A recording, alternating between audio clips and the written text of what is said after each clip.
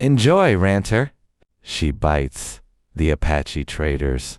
Voice carried across the dusty trading post like a curse dressed as a joke, and the men gathered beneath the sagging awning burst into low, knowing laughter.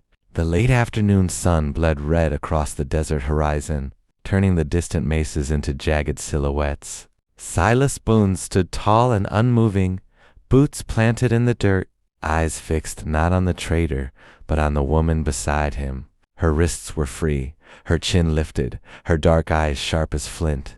She did not look frightened. She looked furious. Silas had seen anger before. He had seen it in stampeding cattle, in lightning-split skies, and men who had lost everything. But this was different. This was the anger of someone who had been cornered too many times and refused to fall. A thin leather cord hung loosely around her wrists, not binding her, merely symbolic. She could have run. She had not. I'm not buying her for pleasure, Silas said quietly, his voice steady as the dry wind. The trader smirked. That's what they all say. But Silas wasn't like the others. 3 months ago, raiders had burned his ranch to the ground. Not Apache bandits wearing no tribe's colors but greed. They had killed his foreman and stolen half his herd. The law was days away, and justice even farther. Since then, Silas had rebuilt with his bare hands. He did not gamble, he did not drink, and he did not make decisions lightly. He stepped forward and met the woman's gaze. There was defiance there, but also calculation, intelligence, strength. "What's your name?" he asked her, ignoring the trader. She hesitated, then answered in a voice low and steady. "Apache, butterfly." The name didn't match the fire in her eyes. Butterflies did not look at men as though weighing whether to break their noses. Silas turned to the trader and tossed a leather pouch heavy, with coin onto the wooden crate between them. Gasps rippled through the crowd. It was more than she was worth in any cruel market calculation. The trader blinked. "You're overpaying." "I know." Silas cut the cord from her wrists himself. The leather fell uselessly to the dirt. For a heartbeat, no one moved. The air thickened. If she ran now, he would not chase her. She did not run. Instead, she stepped closer, close enough that he could see the faint scar cross her cheek in the dust, tangled in her long black hair, close enough that the crowd quieted in anticipation of a spectacle. "You think you saved me?" she asked. "No," he replied calmly. "I think you can help me." Her eyes narrowed. The trader barked a laugh. "Careful, rancher. She bites." Hotani turned her head slightly and, without breaking eye contact with Silas, spoke in her own tongue something sharp and quick. The trader's laughter faltered. Silas didn't smile.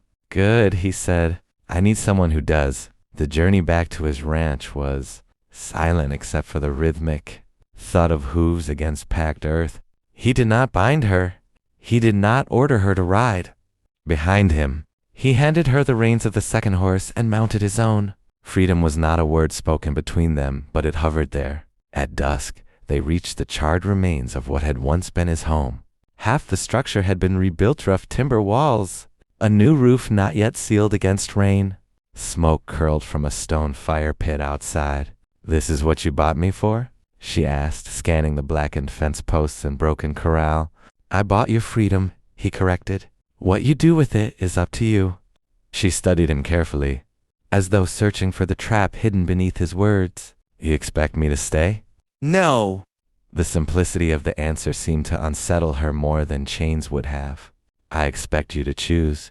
That night she sat across the fire from him, separated by flame and silence. He handed her food first. He slept with his rifle beside him, but not pointed in her direction. At dawn, she was still there. Days passed. She did not speak much, but she watched everything.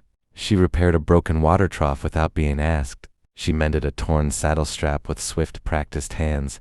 She studied the land like someone memorizing an enemy. On the 5th day, she disappeared. Silas returned from checking a distant fence line to find the camp empty. No footprints to follow. She had brushed them away.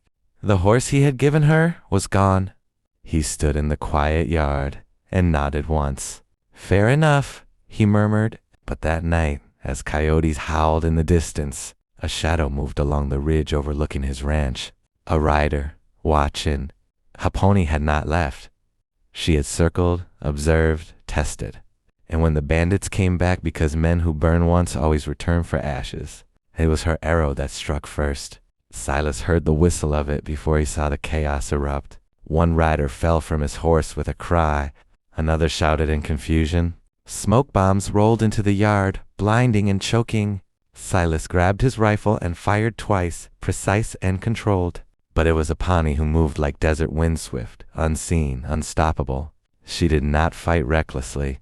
She fought with purpose. When the dust settled, 2 bandits lay groaning, disarmed. The rest had fled.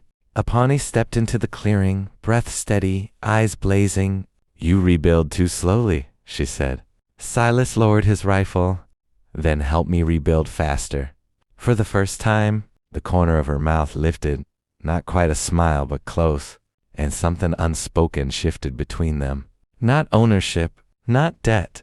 Alliance. But alliances forged in fire are tested in blood. And neither of them knew yet that the traitors' warning had nothing to do with teeth and everything to do with what happens when a man buys freedom for someone who refuses to be owned. If you're already hooked by their story, don't forget to subscribe to this channel, cause the Wild West holds more untold legends like this one, where danger meets destiny and love is forged in dust and gunfire. The desert has a memory. It remembers every footprint, every drop of blood, every promise broken beneath its sun, and word traveled fast across that unforgiving land. Silas Boone had paid a fortune for an Apache woman, and she had nearly wiped out a raiding crew alone. That made him a target. 3 weeks after the attack, a rider approached under a white flag. Silas recognized him immediately. The traitor. Apani saw him too. Her jaw tightened. Silas stepped forward, rifle slung but ready. You lost something? The traitor dismounted slowly. I came to warn you. Apani let out a sharp laugh. There are men, the traitor continued, who didn't like that you interfered with business. Silas' expression didn't change. You mean slavery? The traitor's smile thinned. Call it what you want. You upset the balance. Apani stepped beside Silas, not behind him. Balance? She echoed coldly. You sell women and call it balance? The traitor's gaze flicked to her. There was no mockery now, only calculation. They're coming, he said. Not bandits. Worse. That night, Apani told Silas the truth. She had once belonged to a powerful faction within her tribe. Warriors who believed strength came through dominance. When she defied a marriage arrangement meant to secure power, she was cast out, sold, not because she was weak, but because she was too strong to control. They will not forgive that I stand beside you, she said. Good, Silas replied. I don't forgive easily either. He began training with her at dawn. She taught him to move silently, to read wind patterns, to anticipate ambush points. He taught her the mechanics of his long rifle, the angles of defense around the ranch. They argued. Often, you rush, she would snap. You hesitate, he would counter. But beneath the friction grew something steady and undeniable. Respect, trust, something deeper that neither dared name yet. When the warriors finally came, they did not charge recklessly. They surrounded the ranch in eerie silence. 50 riders, painted, armed. Their leader rode forward. His voice carried across the yard. Returned the woman. Apani stepped out alone. Silas moved to follow, but she stopped him with a single look. This is my fight, she said. It's ours, he replied. The leader's eyes burned with fury. You were promised. You defied us. I chose, she answered firmly. You fear choice. Murmurs rippled through the warriors. The leader raised his weapon. Silas lifted his rifle in response, and in that suspended second, the desert held its breath. Then Apani did something no one expected. She dropped her bow, walked forward, stood between both sides. I will not return, she declared. Not as property, not as prize. If you wish to fight, fight me, alone.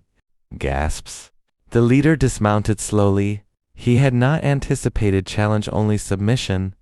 Their duel was swift and brutal, a clash of blades beneath the rising sun. A pony moved like flame-controlled, deliberate. The leader struck hard, fueled by wounded pride. Silas's fingers tightened around his rifle, but he did not interfere. In the final exchange, Apache disarmed him and pressed her blade to his throat.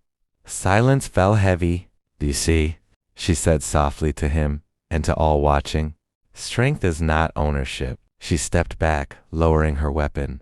The leader rose slowly, shame flickering across his features. Without a word, he signaled retreat. One by one, the warriors turned and rode away. The traitor's warning echoed in memory. She bites. Yes, but not with cruelty, with conviction. That evening, as the sun dipped low and peace settled like cool rain, Silas stood beside her overlooking the land. "You could still leave," he said quietly. She looked at him, really looked at him. The man who had cut her bonds without demanding gratitude, who had stood beside her without claiming her. "I already chose," she answered. He reached for her hand slowly, giving her time to pull away. She didn't. In the Wild West, legends aren't born from easy love. They rise from fire, from defiance, from two souls who refuse to bow. Silas Boone didn't buy her to save himself. He bought her freedom, and in doing so, he found something stronger than survival. If this story moved you, if you believe in fierce women, honorable men, and love built on choice, rather than chains, subscribe to the channel. And join us for more unforgettable Wild West tales where every sunset hides a story waiting to be told.